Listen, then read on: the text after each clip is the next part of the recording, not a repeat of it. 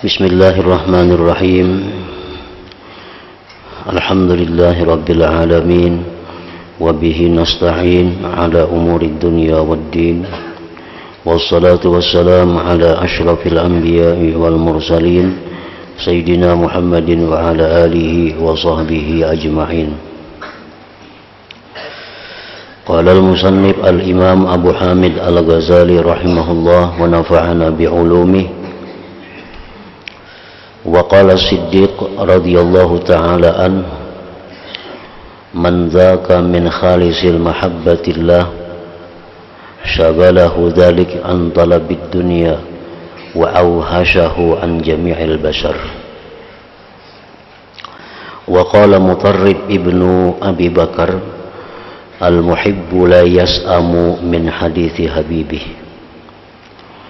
Wa awha Allah ta'ala ila Dawud alaihi salam qad kadzaba man idda'a mahabbati idza jannahu al-lailu nama anni alaysa kullu habibin alaysa kullu muhibbin yuhibbu liqa'a habibih faha ana dha mawjudun liman talabani. Wa qala Musa alaihi salam ya rabbi aina anta fa aqsiduk faqala idza qasadta faqad wasalta. Wa qala Yahya ibn Mu'adz man ahabba Allah abghadha nafsah. Wa qala aidan man lam takun fihi thalathu khisal falaysa bimuhib yu'thiru kalam Allah ta'ala ala kalamil khalqi wa liqa' Allah ta'ala ala liqa'il khalqi wal ibadata ala ibadatil khalqi ila akhir.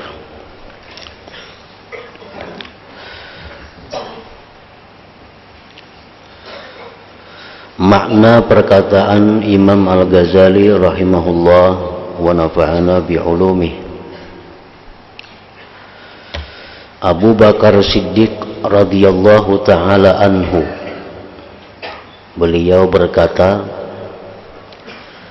barang siapa merasakan daripada murninya cinta kepada Allah, niscaya yang demikian itu melalaikannya dari mencari dunia dan meliarkannya dari semua manusia. Barang siapa merasakan daripada murninya cinta kepada Allah, artinya orang ini cinta kepada Allah sudah 100%. Niscaya yang demikian itu melalaikannya dari mencari dunia dan meliarkannya dari semua manusia.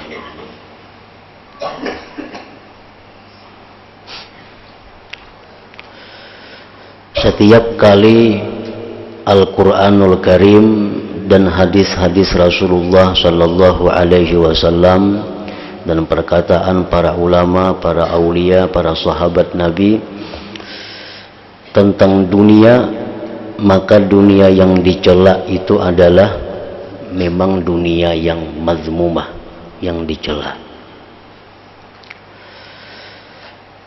Karena dunia itu menurut Imam Al-Ghazali rahimahullah, dunia itu ma qablal maut, sesuatu yang sebelum mati itu disebut dunia. Makanya rancak orang mati meninggal dunia. Artinya kalau nya hidup belum meninggal dunia. Nah, pengertian dunia itu adalah sesuatu yang sebelum mati. Apapun yang kita lakukan sebelum mati itu ngarannya adalah dunia. Nah, oleh karena itu dunia ini dibagi oleh para ulama ada 3 macam pembagian dunia. Ada dunia mazmumah, dunia yang tercela. Ada dunia mubahah, dunia yang dibolehkan. Ada dunia mahbubah atau mahmudah, ada dunia yang dipuji. Nah, apabila ada Al-Quran, hadis-hadis, kalam-kalam aulia yang mencela dunia, itu tujuannya adalah kepada dunia yang pertama, dunia yang mazmumah, dunia yang memang tercela. Nah, dunia yang tercela itu adalah sesuatu apapun yang mengakibatkan kita disiksa sesudah mati. Apapun yang menyebabkan kita disiksa sesudah mati, itu ngarannya dunia yang tercela. Perbuatan-perbuatan maksiat contohnya. Nah, ini dunia yang dicela. Orang yang melakukan riba, orang yang melakukan kezaliman, orang yang melakukan maksiat-maksiat, itu dunia yang dicela. Karena orang ini kalau mati akan mendapat siksa dari Allah Ta'ala.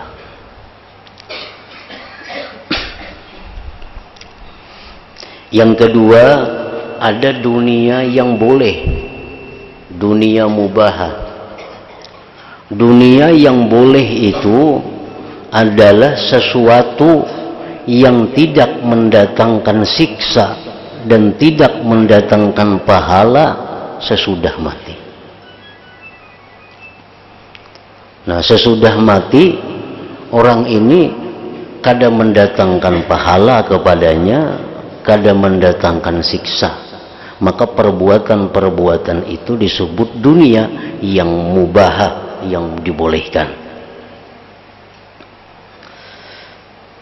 Nah, dunia yang dibolehkan ini apabila akhirnya membawa kepada yang tercela, membawa kepada maksiat, maka dia menjadi dunia yang tercela. Dunia yang dibolehkan ini apabila membawa kepada pahala sesudah matinya, maka itu dunia yang dibolehkan ini menjadi dunia yang terpuji, yang mahmudah. Contohnya antara lain adalah harta benda yang halal. Harta benda yang halal, perhiasan-perhiasan duniawi yang halal, kelezatan-kelezatan duniawi yang halal. Nah, itu dunia yang mubah. Sesuatu yang halal ini tergantung akibat. Apabila akibatnya membawa kepada dosa, maka itu jadi dunia yang tercela. Apabila akibatnya membawa kepada pahala, maka itu jadi dunia yang terpuji. Apabila karena membawa akibat apa-apa, tetap menjadi dunia yang mubahah, yang dibolehkan. Itulah yang dimaksud dengan Al-Quran, wala tansa nasibak minad dunya, wala tansa nasibak minad dunya. Jangan kau lupakan bagianmu dari dunia. Ini orang terlalu sibuk dengan ibadah kepada Allah, terlalu sibuk sehingga habis waktunya hanya untuk ibadah. Allah menurunkan ayat wala tansa nasibak minad dunya. Jangan kau lupakan bagian engkau dari dunia. Nah, ini dunia yang mana? Dunia yang mubah, dunia yang dibolehkan itu. Nah, yang ketiga, dunia yang mahmudah, dunia yang dipuji. Dunia yang dipuji ini adalah dunia yang mendatangkan surga sesudah mati.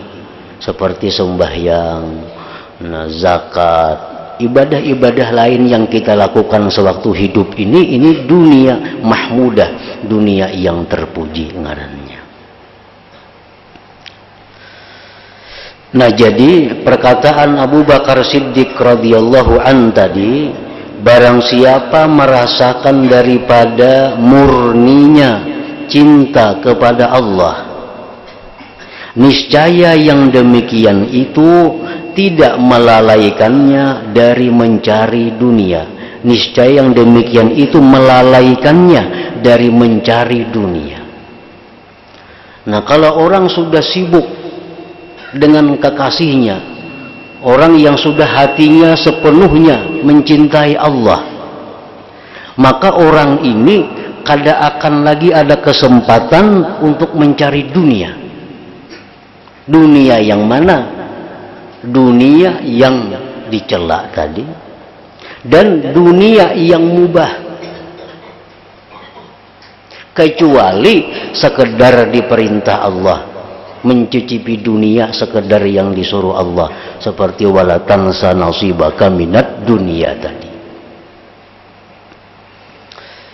Karena apabila kita berpaling daripada orang yang kita cintai, tetapi karena perintah yang dicintai, maka itu hukumnya adalah berhadap kepada yang dicintai. Nah, bila mana kita berpaling dari orang yang kita cintai karena disuruh yang dicintai, maka itu adalah berhadap kepada yang dicintai. Contohnya, ini orang berhadapan dengan kekasihnya.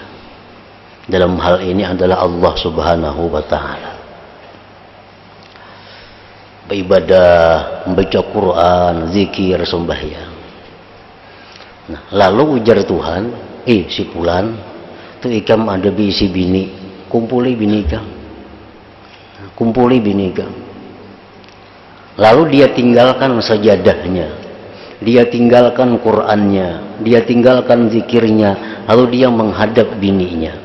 Nah, menghadap bini ini karena perintah yang dicintainya, maka itu hukumnya tetap adalah berhadap kepada yang dicintainya.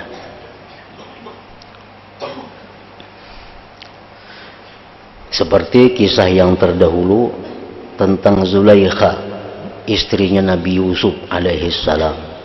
Begitu sudah hatinya Zulaikha ini dipenuhi cinta kepada Allah, maka Zulaikha ini kada peduli lagi Nabi Yusuf dengan ketampanannya.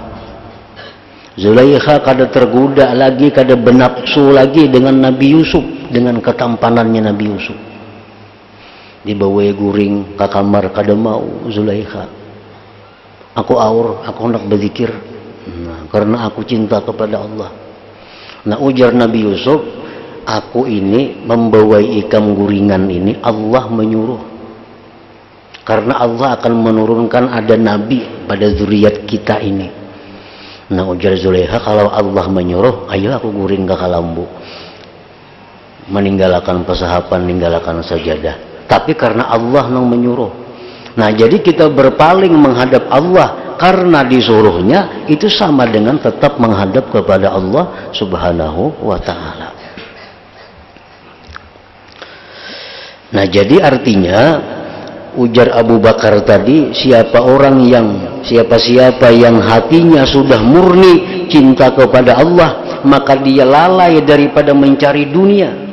Dunia yang mana? Dunia yang dilarang, dunia yang tidak diperintahkan, dunia yang tidak diperintahkan.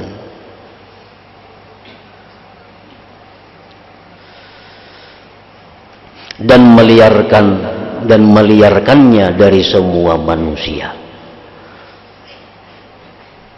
Dia kada akan bergaul kepada manusia. Kalau sudah cinta kepada Allah, kada akan bergaul kepada manusia, kecuali itu disuruh Allah. Kecuali disuruh Allah. Ini beribadah lawan Tuhan, itu memang kesenangannya karena sudah mencintai Allah sepenuh hatinya. Lalu ada orang datang. Nah, ada orang datang. Perintah Allah, bila ada orang datang, hadapi. Lalu kita tinggalkan sajadah kita hadapi orang datang karena disuruh Allah. Jakanya Allah kada menyuruh, kada dihadapinya orang datang itu. Nah, ini menunjukkan bahwa berpaling dari Allah kepada yang disuruh Allah sama dengan berhadap kepada Allah. Nah, kalau orang sudah cinta kepada Allah, andai kata dia mencari dunia, itu dunia yang mahmudah, dunia yang dipuji. Orang yang cinta kepada Allah dengan semurni-murninya cinta, kalau dia mencari dunia, pasti dunia itu mendatangkan pahala baginya di akhirat. Kalau dia menghadap manusia, pasti itu mendatangkan pahala baginya di akhirat.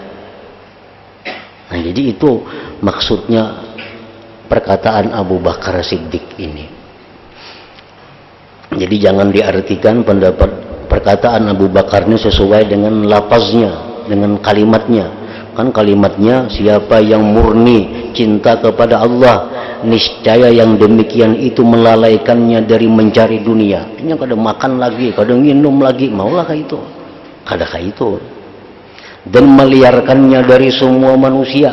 Lawan bini kada tahu lagi, anak kada tahu lagi, mengaji kada lagi, karena ada orang kan guru manusia juga kan. Nah, jadi tafsirnya macam itu. Kalaupun dia bergaul itu karena disuruh Allah, kalaupun dia mencicipi dunia karena itu disuruh oleh Allah Ta'ala.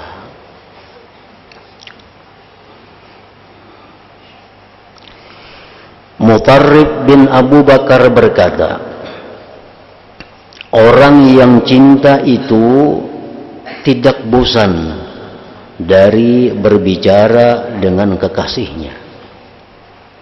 Orang yang cinta itu tidak bosan dari berbicara dengan kekasihnya.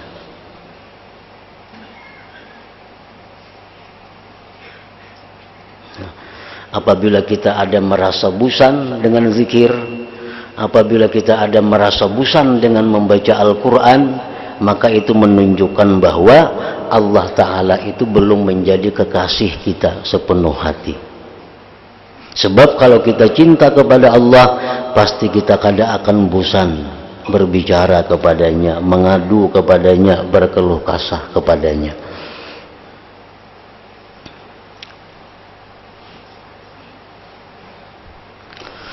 Allah Ta'ala mewahyukan kepada Nabi Daud alaihi salam, sungguh bohong dusta orang yang mengaku cinta kepadaku, apabila masuk waktu malam ia tidur meninggalkan aku.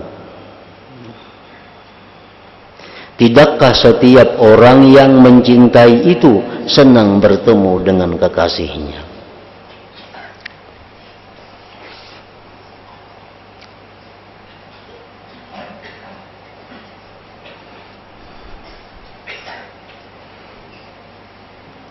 Orang mengaku cinta kepada Allah, maka orang ini dianggap bohong apabila dia tidak ada menggunakan malamnya itu untuk munajat kepada Allah.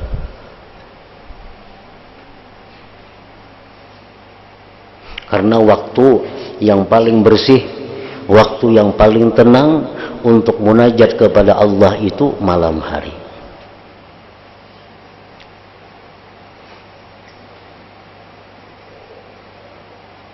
Nah, oleh karena itu para ulama banyak yang mengatakan mana lebih baiknya siang dan malam, mana abdalnya siang lawan malam itu. Nah, para ulama ada yang mengatakan bahwa lebih abdal malam daripada siang. Di mana kehebatannya malam daripada siang itu? Pertama, malam itu ada nengaran Lailatul Qadar. Ada kalau malam Lailatul Qadar aja, adalah siang Qadar kadang-kadang ada. Nah, ini menunjukkan bahwa malam lebih utama daripada siang. Yang kedua, bahwa Allah Ta'ala setiap tengah malam turun menawarkan kepada hambanya rahmat-rahmat yang akan dibagikannya malam.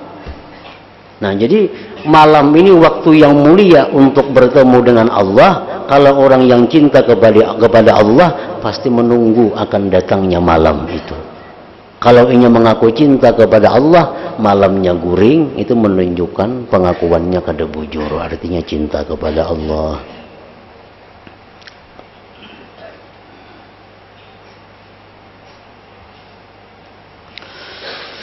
Tidakkah setiap orang yang mencintai itu senang bertemu dengan kekasihnya? Tidakkah setiap orang yang mencintai itu senang bertemu dengan kekasihnya? Nah, Allah Ta'ala pada waktu tengah malam sampai subuh itu membuka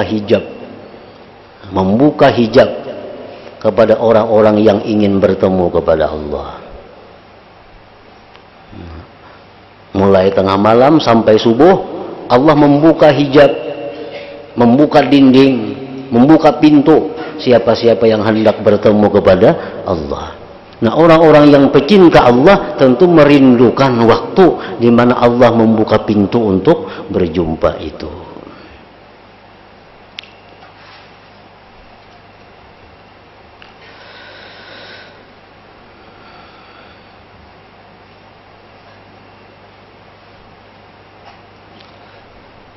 Maka inilah aku, ujar Tuhan, wujud selalu ada bagi orang yang mencari aku.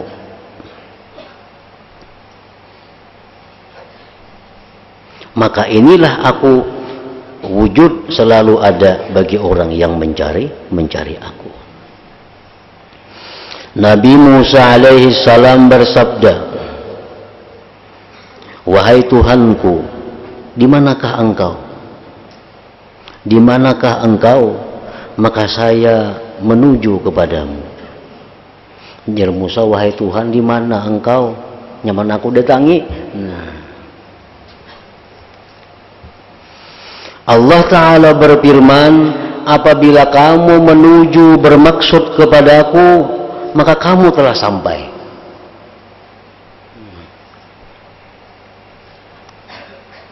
Ujar Tuhan, bila ikam tuh sudah menuju kepadaku, tuh sampai sudah. Sudah sampai.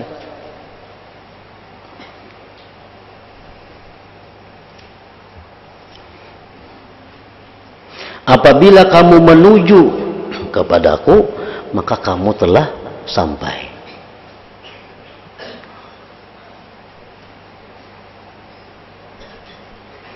Nah, demikian halnya orang-orang yang ingin ma'rifatullah, orang-orang yang ingin sampai kepada kedudukan ma'rifat lawan Allah.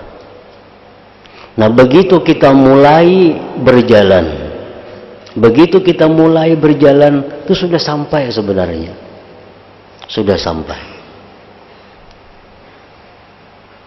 Kita ini hendak ma'rifat lawan Tuhan. Hendak ma'rifat lawan Tuhan. Lalu kita mengaji. Nah, kita mengaji ilmu ma'rifat. Lalu kita mengamalkan amalan-amalannya, menghindari pantangan-pantangannya. Nah, itu sudah sampai sebenarnya. Sudah sampai. Itu sudah sampai. Asal kita bergerak. Asal kita bergerak. Namun kita dalam hati aja, aku ini hendak benar ma'rifat lawan Allah. Dalam hati nih, hendak ma'rifat lawan Tuhan. Tapi di hati aja, kada ada gerakannya. Nah, itu berpahala juga, dibalas Tuhan satu pahala. Satu pahala. Tapi kalau sudah kita bergerak, nah, cari gurunya, belajar, apa nonja guru, diamalkan, guru jangan, dijauhi. Nah, itu sudah sampai ya sebenarnya. Sudah sampai. Sama kita di rumah umpamanya. Lalu kita berniat, aku hendak naik haji. Berniat hendak naik haji. Nah, itu kita sudah ditulis Tuhan pahala satu. Karena berniat kebaikan itu dapat pahala satu. Nah, lalu kemudian sesudah kita berniat itu, lalu kita berusaha berangkat haji. Beberapa langkah keluar dari rumah menuju haji ini mati. Ditulis Allah hajja sebagai orang yang haji. Nah, ditulis Allah sebagai orang yang sudah haji. Kenapa? Karena orang ini ada niat sudah dan ada gerakannya. Nah, makanya tadi kalau kita menuju kepada Allah sampai. Cuma sampainya bisa sekarang, bisa kena imbah mati. Bisa sekarang disampaikan, bisa kena imbah mati dikumpulkan bersama orang-orang yang sudah sampai kepada ma'rifat lawan Allah Subhanahu wa taala.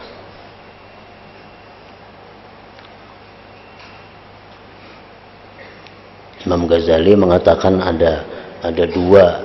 Yang pertama niat, yang kedua himmah. Nah, himmah itu lebih dari sekedar niat. Niat itu hanya dalam hati. Kalau himmah, nah itu ada gerakan. Niat-niat ada gerakan.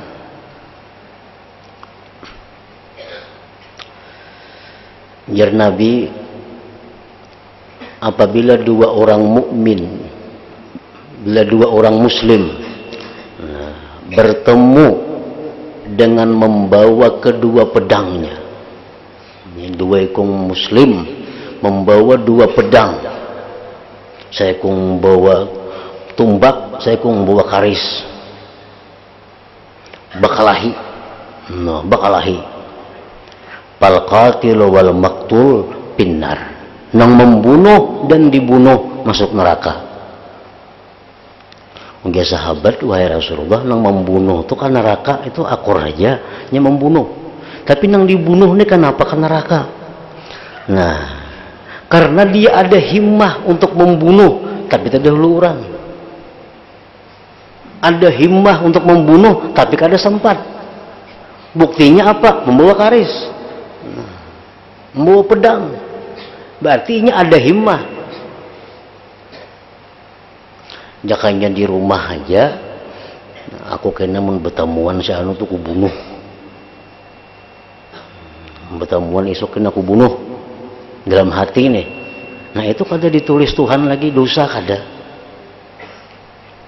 Tahu-tahunya begitu keluar rumah hendak ke masjid kah, dibunuh orang.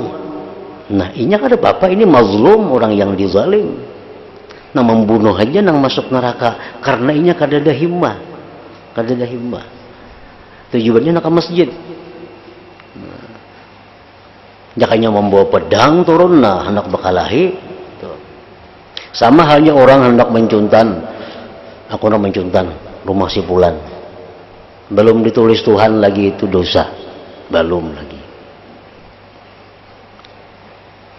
Begitu sudah turun dari rumah, nah, membawa linggis sudah, yang menyungkil lawang orang, membawa macam-macam sudah turun. Hanya selangkah pada rumah mati. Nah, ini mati sebagai maling, mati sebagai pencuri. Kenapa? Sudah ada himmahnya, nah, sudah bergerak, cuma kada sampai. Ya tadi al-qatil wal maqtul pinnar, yang membunuh yang dibunuh di dalam neraka. Jadi asal kita ada himmah, ada niat, ada gerakan untuk ma'rifat lawan Allah, sampai. Ujar Tuhan kepada Nabi Musa, apabila kamu menuju kepadaku, maka kamu telah sampai. Menuntut ilmu, hendak ma'rifat lawan Tuhan, tuntut ya ilmu, amalakan amalannya, zikir sekian, ini sekian, amalakan, yang dilarang dijauhi. Mati, nah, sampai sudah diberi Tuhan kedudukan orang-orang yang ma'rifat kepada Allah Ta'ala.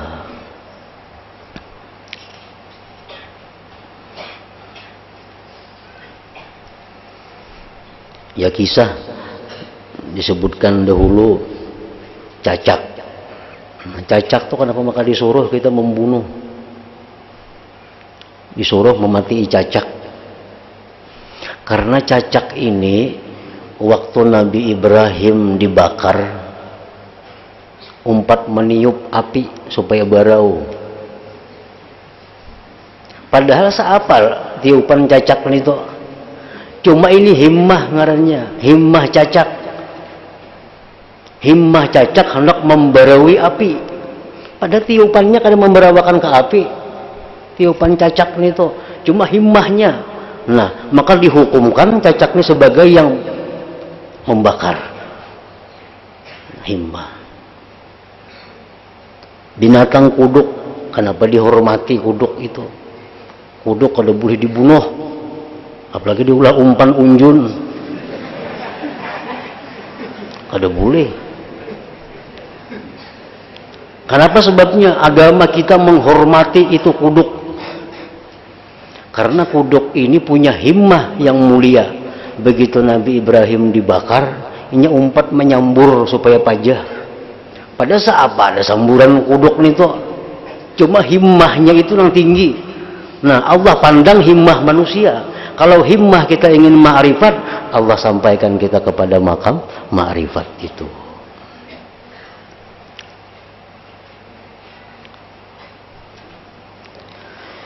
Yahya bin Mu'az berkata, barang siapa mencintai Allah, niscaya ia membenci dirinya. Barang siapa mencintai Allah, niscaya ia membenci dirinya. Nah, kayak apa nih tuh? Bila orang cinta lawan Allahnya, muar lawan dirinya seorang. Kenapa muarnya? Diri ini kada tahan, hati masih hendak. Inilah, masih rame lagi berzikir nih, mata mengantuk bana sudah kan beri muar-muarnya diri nih. Masih rame lagi berselawat lawan Nabi, tapi awaknya kada menyandang lagi. Nah, makanya orang yang sudah cinta kepada Allah itu, dia benci kepada dirinya. Karena dirinya ini menghalanginya daripada terus-menerus berasikan dengan Allah Subhanahu wa Ta'ala. Barang siapa mencintai Allah, niscaya ia membenci dirinya.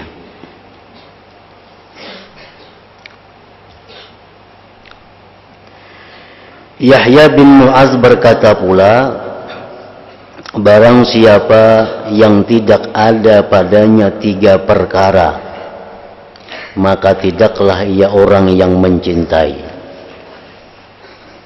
3 macam nih kada ada pada diri kita, berarti kita kada mencintai Allah ngarannya.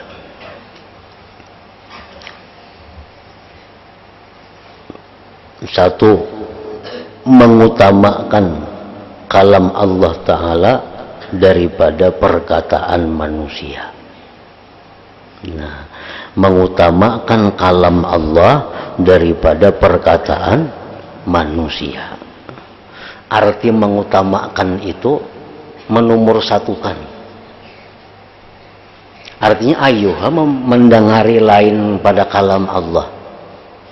Mendengari berita ayuh ada apa-apa, tapi asal nang diutamakan itu kalam Allah. Itu ya bagian daripada firman Tuhan tadi, wala tansa nasibak minad dunia itu. Jangan lupakan ada bagian engkau dari dunia yang mesti diambil. Mengutamakan kalam Allah Ta'ala daripada perkataan manusia. Kita maulah tugas, kita seorang yang maulah tugas. Aku bila imbah maghrib sampai isya membaca Quran. Tugas. Nah, lalu apapun yang menghalangi tugas kita itu, kita tinggalkan. Kayak apa aja raminya berita. Kada melihat berita menimbah maghrib itu. Karena ini sudah kutetapkan aku imbah maghrib yang membaca Quran. Nah, ini salah satu tanda kecintaan kita kepada Allah Subhanahu wa Ta'ala. Makanya itu ujar Nabi, ahabbul a'mal ilallah adwamuhu wa in qalla. Amal yang paling disukai Allah itu amal yang terus menerus walau sedikit. Kenapa? Karena terus menerus ini adalah bukti bahwa kita ini disiplin. Bukti bahwa kita ini disiplin, bukti bahwa kita ini menepati janji kepada diri kita. Misalnya aku beramal, bila maghrib aku beramal, atau kita waktu misalnya bila jam 3 malam sampai pukul 4 atau pukul 4 sampai subuh membaca Quran. Nah, tapi tiap malam itu pasti ada menemui halangan-halangan, rintangan. Nah, di situ diukur kecintaan kita kepada Allah. Bila kita cinta kepada Allah, kita pasti akan meneruskan apa yang sudah kita tetapkan itu. jaka ibaratnya makhluk manusia ini ngasih pulang itu sudah kebiasaan datang ke rumahku nih jam 3. Nah, jadi disiapakan sudah tuh, disiapakan ini itu kan jam 3 datang. Nah, kayaknya isuk jam 3 datang. Ini disiapakan pukul 3, orangnya kada datang. Nah, makanya Allah tuh kada katuju amalan tuh ubah jam. Mun hendak beramalan waktu ini, tarusakan waktu itu, kekalkan di waktu itu. Karena setiap waktu itu ada malaikat-malaikat yang mengawal waktu itu. Mengutamakan kalam Allah Ta'ala daripada perkataan manusia. Yang kedua, mengutamakan bertemu Allah Ta'ala daripada bertemu makhluk. Mengutamakan bertemu Allah daripada bertemu makhluk. Nah, kita berzikir, kita sembahyang, itu bertemu Allah. Mengutamakan ibadah daripada khidmat melayani kepada makhluk. Merupakan mengutamakan ibadah daripada khidmat melayani kepada makhluk. Jadi ibadah itu mesti diutamakan daripada segala-galanya. Karena ibadah itulah pokok dasar diciptakannya manusia. Tidak aku ciptakan jin dan manusia melainkan untuk beribadah kepadaku. Jadi Allah menurunkan kita keamanan, Allah menurunkan kita kedamaian, Allah menurunkan kita rezeki, Allah menurunkan kita duit, itu untuk ibadah. Untuk ibadah. Duit itu diulah oleh Allah sedemikian rupa supaya apa? Duit itu gunanya menjaga diri supaya tetap beribadah. Biar habis duit tapi ibadah kada terganggu. Nah, kayak itu maksudnya. Makanya diadakan Tuhan duit supaya kita sibuk beribadah, jangan lagi mengurus itu. Nah, kita kadang-kadang memalar duit awak dipaksakan ibadah tertinggal. Nah, ini menyalahi fungsi yang dijadikan oleh Allah. Allah menciptakan duit agar kita nyaman beribadah. Ini kada duit kita palar, awak kita kurbankan, kauyuhan, sembahyang kada kawa lagi. Nah, mesti duit itu untuk melancarkan segala urusan-urusan ibadah kepada Allah. Dan itu duit bila digunakan kepada demikian diganti oleh Allah Subhanahu wa Ta'ala. Artinya kita kalah duit tapi menang ibadah. Nah, itu bujur kita menang duit tapi ibadah kita kada tagawi, ibadah kita terkurangi. Nah, itu nang rugi. Kalau kita mencintai kepada Allah, kita mengutamakan ibadah daripada khidmat melayani kepada makhluk Allah Ta'ala. Nah, di antara tanda-tanda cinta hamba kepada Allah.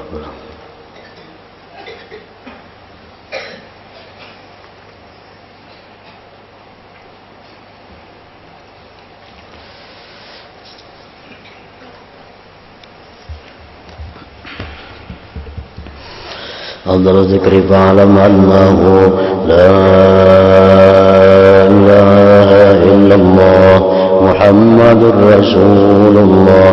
La ilaha illallah Muhammadur Rasulullah. La ilaha illallah Muhammadur Rasulullah.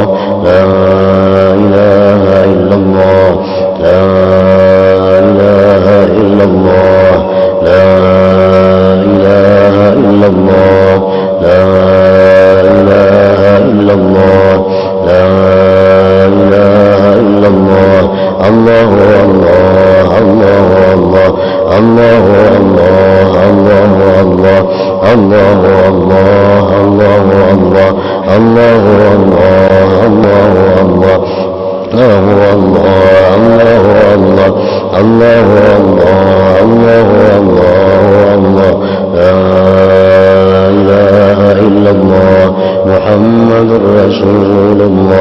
لا إله إلا الله محمد رسول الله لا إله إلا الله محمد رسول الله لا إله إلا الله الفاتحة إلى حمد النبي بسم الله رب العالمين الرحمن الرحيم مالك يوم الدين إياك نعبد وإياك نستعين اهدنا الصراط المستقيم صراط الذين أنعمت عليهم غير المغضوب عليهم ولا الضالين فيا أيها الرجل منه شفاعة صلوا عليه وسلموا تسليما اللهم صل وسلم